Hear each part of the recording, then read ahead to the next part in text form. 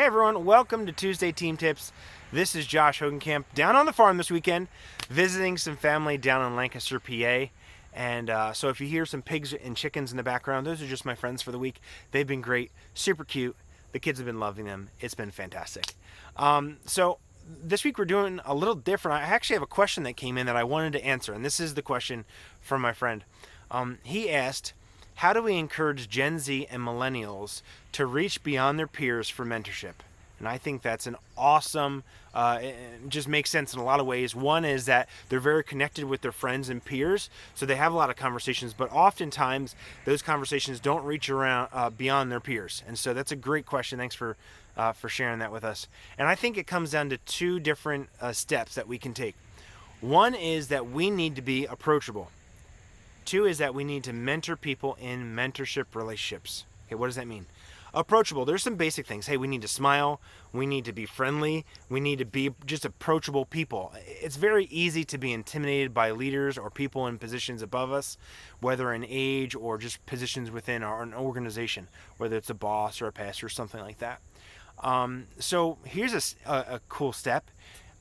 When you're finishing up a meeting, don't go back to your office. Stay around for a few minutes and ask people some questions and smile at people and get to know them.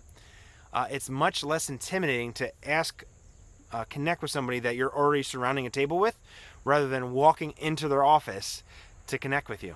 And so take a step towards them to be approachable. Also, just another way to be approachable, being friendly, is to ask them questions beyond the normal conversations that you usually have. So if you are working with them, don't ask questions about work. Ask them things about what they care about and what they do and some of their hobbies. Try and break some of those walls down so there's a friendship or a relational connection built there.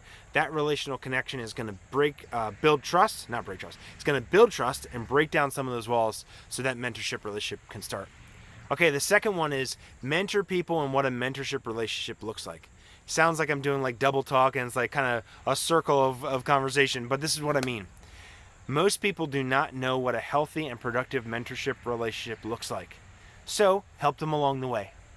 Someone comes up to me and asks me a question, a well thought out question that I know that they care about the answer. I answer it, and at the end of that question or that answer, I say this: hey, if you want to have another question or you want to follow this up, why don't we sit down for coffee, or you can come sit in my office for a little while and we could talk more about it.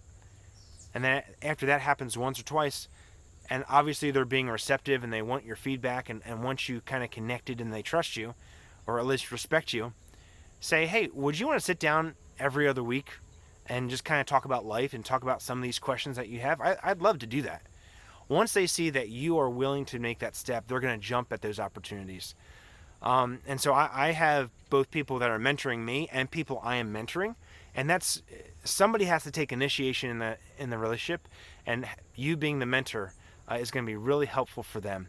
And so whether you're 22 years old and mentoring people lower than you, or younger than you, or you're 50 years old and having people being mentored by other people above you, someone needs to take initiation, and somebody needs to take the first step. So why not you?